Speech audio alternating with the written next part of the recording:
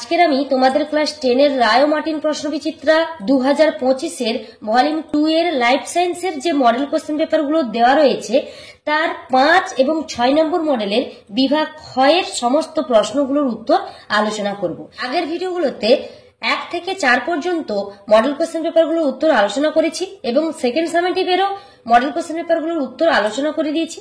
তোমরা যারা এখনো দেখোনি চ্যানেলে গিয়ে দেখে নিতে পারো, অথবা এই ভিডিওর প্লে লিস্টে আমি সেই ভিডিওগুলো দিয়ে দেবো, তোমরা তা দেখতে চাইলে দেখে নিতে পারো। তো এখন আমরা মূল বিষয়টি আলোচনা করব, অর্থাৎ প্রশ্নবিচিত্রার 894 থেকে 898 পৃষ্ঠার প্রশ্নগুলোর উত্তর দেখে নেব। মডেল কোশ্চেন পেপার 5 এর বিভাগ খ এর 2 এর দাগের 1 নম্বর প্রশ্ন, লেন্স ও রেটিনার মধ্যবর্তী প্রকোষ্ঠে বর্তমান জেলির মতো সান্দ্র তরলটি হলো ড্যাশ।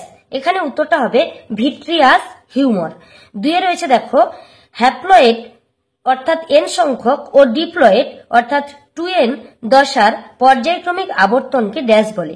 অ্যান্সারটা হবে যৌনুক্রম বলে।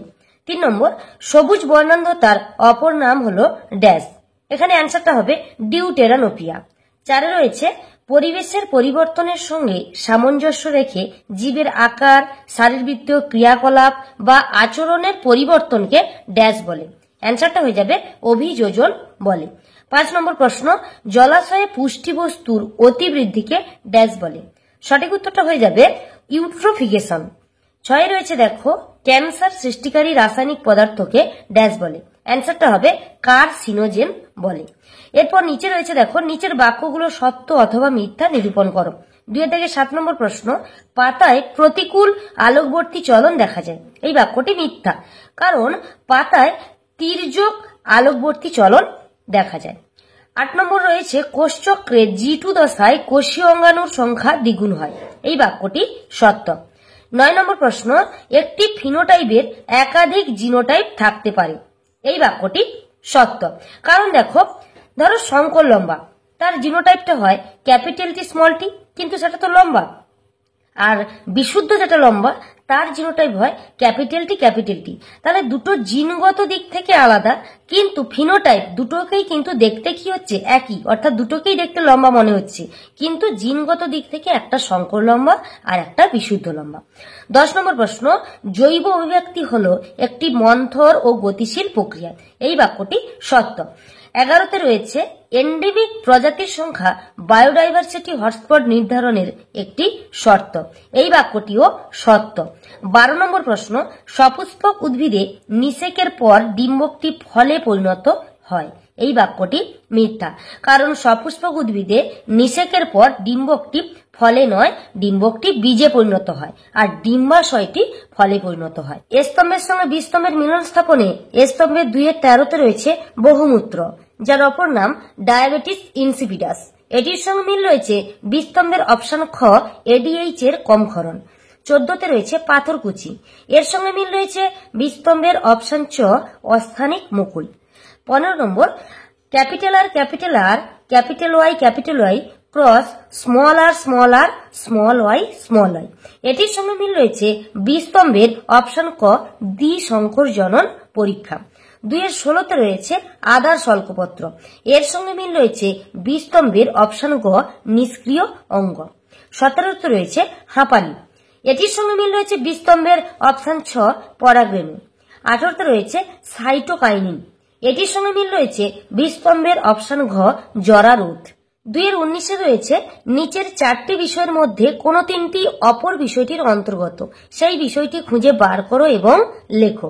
কবজা সন্ধি, সচল সন্ধি, পিপ সন্ধি, বল ও সকেট সন্ধি। তো এখানে উত্তরটা হয়ে যাবে সচল সন্ধি, কারণ বাকিগুলো দেখো যেগুলো রয়েছে এগুলো সব সচল সন্ধির উদাহরণ। 20 নম্বর প্রশ্ন, 10ম করোটীয় স্নায়ুটির নাম লেখো। অ্যান্সারটা হবে ভেগাস। 21-এ রয়েছে উদ্ভিদ কোষ বিভাজনের সময় দেমতন্তু কোথা থেকে গঠিত হয়। অ্যান্সারটা এখানে হয়ে যাবে মাইক্রোটিউবিউল বা অনুনালিকা থেকে। 22 নম্বর, মানব বিকাশের কোন দশায় অস্থিসন্ধির ক্ষয় পরিলক্ষিত হয়। অ্যান্সারটা হবে বার্ধক্য দশায়। 23-এ রয়েছে কোন রোগকে কুলির অ্যানিমিয়া বলা হয়। এই প্রশ্নের উত্তরটা হবে বিটা থ্যালাসেমিয়া কি। 24-এ রয়েছে ব্যবহার ও অব্যবহারের সূত্র ইচ টু ল্যামার্ক, প্রাকৃতিক নির্বাচন ইচ টু ড্যাশ। অ্যান্সারটা হবে ডারউইন। 25-এ রয়েছে বিসদৃশ শব্দটি বেছে লেখো।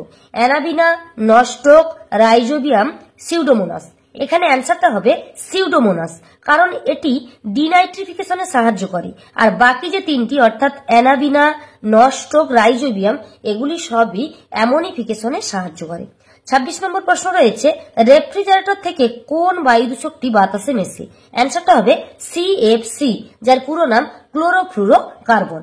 এরপর আমরা মডেল কোশ্চেন পেপার 6-এর বিভাগ ক্ষয়ের প্রশ্নগুলোর উত্তর দেখে নেব।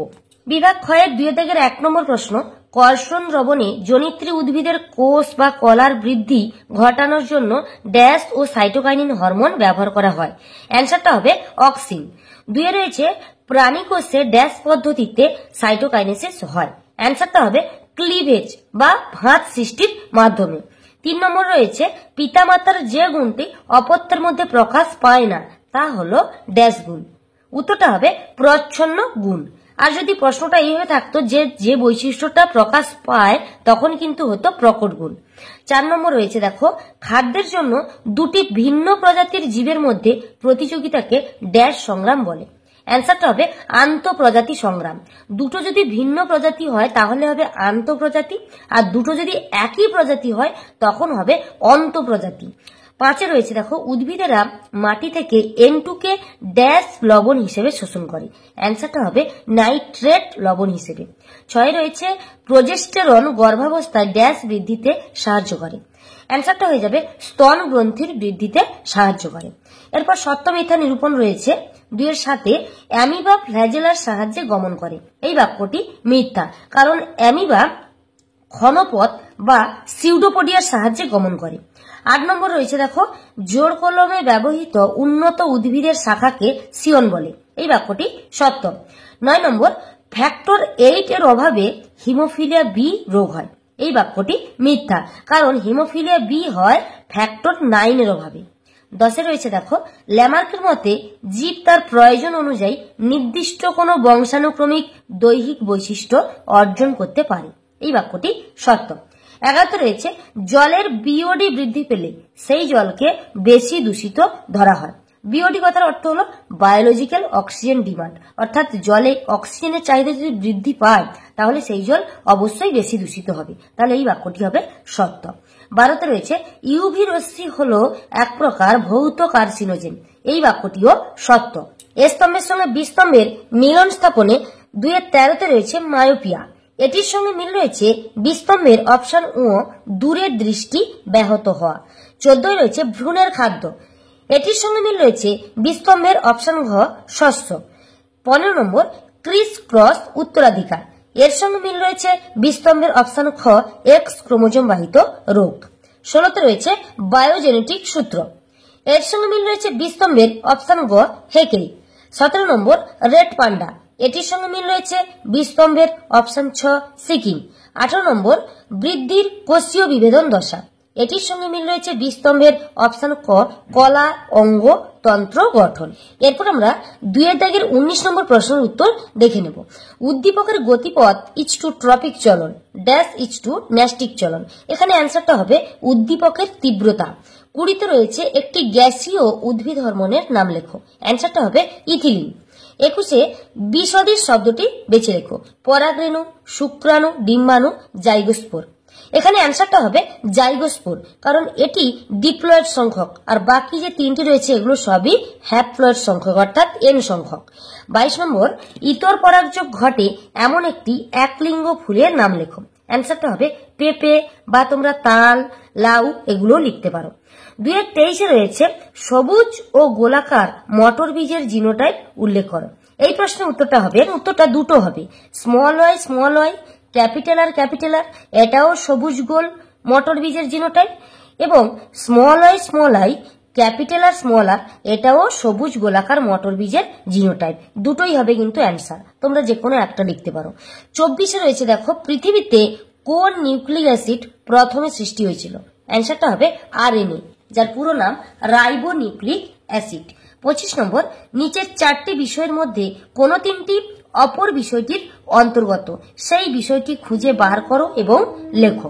কোর অঞ্চল, বায়োস্ফিয়ার রিজার্ভ, বাফার অঞ্চল, ট্রানজিশন অঞ্চল। এখানে অ্যান্সারটা হয়ে যাবে বায়োস্ফিয়ার রিজার্ভ।